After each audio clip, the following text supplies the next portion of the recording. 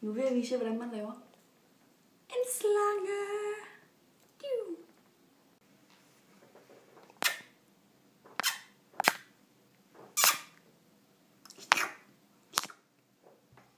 Det starter med, at vi tager nogle helt almindelige dødelige perler, som man bruger til perleplader. Og vi tager en saks. Og vi tager noget gavebånd. Jeg har klippet snoren 50 cm, når den er foldet. Det er så langt den er. Hvis du vil have en længere slange, så klipper du en længere snor. For at gøre det nemmere at sy perlerne på, så plejer jeg at tage snoren her og lige folde den over midten. Og så klippe op, så man får sådan en spids her. Så er det meget nemmere at få perlerne på. Det første, man starter med, det er at lave tungen på slangen. Så jeg har taget 6 røde perler ind på midten af snoren.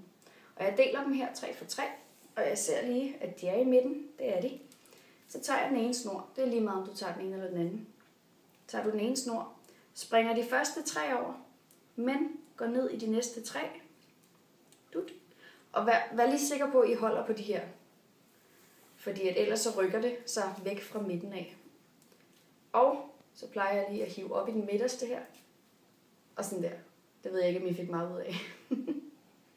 I den video, jeg har lavet før med salamanderen, så er det egentlig bare salamanderens arm, det her. 6 perler på en snor, del 3 for 3, og tag snoren, spring de første 3 over og ind i de næste. Den måde, hvorpå det er, at jeg syr perlerne på, det er, at jeg tager perlerne på den ene snor. Det er lige meget hvilken. Det ender op med at se ens ud, uanset om du tager det på højre eller venstre snor. Så sætter jeg perlerne på, jeg gerne vil have. Så kan jeg se, at der er sådan en kløft her. Så tager jeg den anden snor og sætter den modsat ind. Sådan så de her sider, de går væk fra hinanden. De må ikke gå ind mod hinanden. Og så hiver jeg bare. Ups.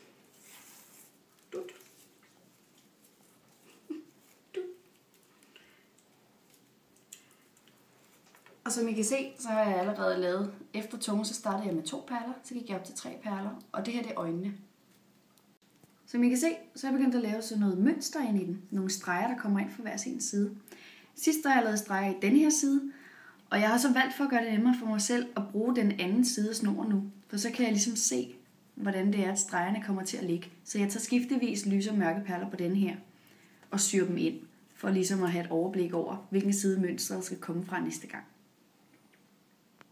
Igen, den her snor ind mod dyret. Ind mod, og find kløften her. Og så bare ind mod.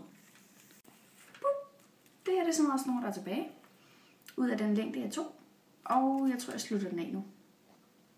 Boom!